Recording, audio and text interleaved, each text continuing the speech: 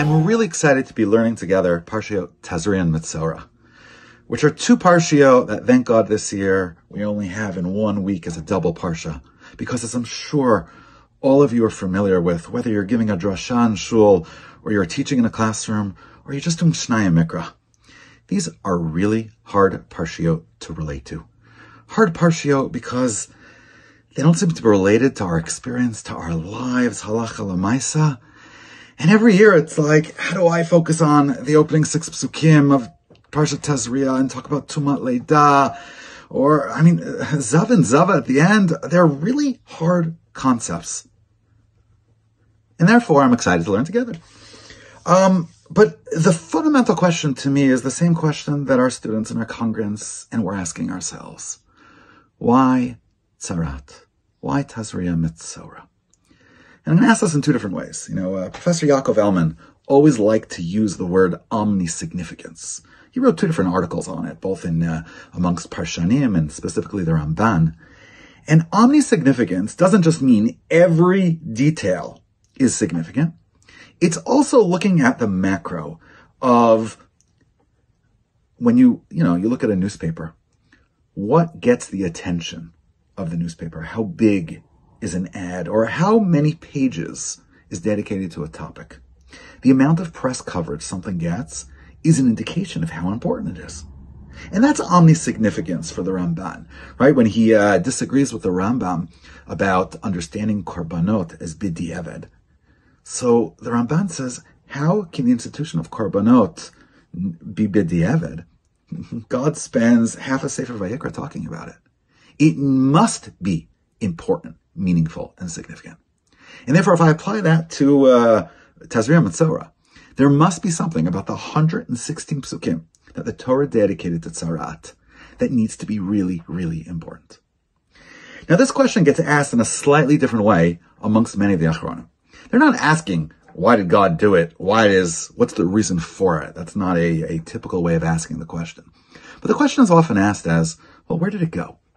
There's a great line in the Tiferes Yisrael, for example, in his introduction to Masechet Negaim. Why don't we do this today? And he says, I remember when I was younger, I was talking to Rabbi Kiva Eger about it, and he also said he has no good reason. And there are a number of Achronim that struggle with this in very serious ways. My 2 favorites are the Torah Tamima and Rav Yaakov Emden. Rav Yaakov Emden asks, theoretically, if a person with Tzaraat would walk into shul, what would we do? Would we count him as a minyan? Could he go to Yerushalayim? And the Torah Tamima in his commentary to Parshat Metzora and a couple of places also, he's like, I don't understand why we don't do it today. You can't do the korban, but you can do the other stuff. And maybe the halachot should apply, but they don't. Why not? And both of them struggle with, maybe it doesn't apply today because there's no Kohen, we can't do a korban. But why did it disappear? Something that must have been so important because the Torah focuses on it for so long. How does it just simply disappear into thin air? And to answer the question of both what was so important about Tzaraat and where did it go and why do we no longer have it, I just want to focus on an Ibn Ezra. The truth is that Ibn Ezra is picking up an idea that's developed in some of the writings of the Gaonim. But the Ibn Ezra focuses on Perak Yudalad, Pasuk Lamed Daled in Parshat Metzora. Ki tavo el eretz Canaan. And he focuses that when the Torah introduces the laws of Tzaraat as a ki tavo, when you get to Israel. And the Ibn Ezra says, you know why? Ki ze noheg ba'aretz levada. This only applies in Israel because ba'avor godol malat ha'aretz. Because of the greatness of Eretz Yisrael, the Mikdash being there, the Shechina, the Kavod b'toch habayit. I'm going to phrase this in a slightly different way.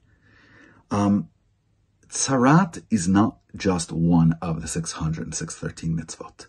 It's not just an isolated mitzvah that, we do or we don't do that. Tzaraat is a system of the way we relate to God, or perhaps the way God related to us at an idyllic time when we were in Eretz Yisrael, when we had the Beit HaMikdash, when the Shechina and the miracles of the Beit HaMikdash were ever present, and God was an ever-present reality of our lives. And certainly according to the Midrashim, or the Gemara in Erechon on Tet Zayin, that talks about 7 or 10 different reasons for Tzaraat, not just Lashon Hara. That's really, Rashi is the one who really focused on that. But the Gemara and the Midrash talks about lots of different reasons for Tzaraat. Tzaraat is the equivalent of being struck down by lightning when you do something wrong.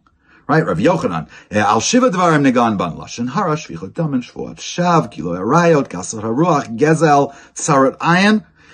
These are things that we all do, and we would be getting tzaraat right away. It's a totally different religious lifestyle. There's no chiloniut, there's no secular life.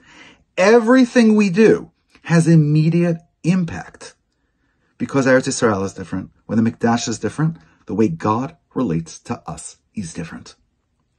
And this was a reflection of the difference between a world with the Shechina in Eretz Yisrael and we living in that world and the consequences of it, and us not being in such a world. The world has changed. And you know how I know the world has changed? Because there's no Tzaraat. And Tzaraat is that, it's not just the nafkamin, it's the expression and manifestation of what a different world we're in. A world without Tzaraat means God is not reacting on the spot right away to every single thing we do. It's about a different level of hashgacha pratit.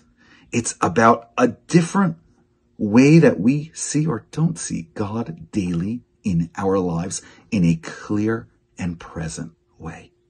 And for that reason, Tzaraat was up there as one of the most important and one of the most relevant daily activities that every Jew would encounter and would be fearful of day after day after day.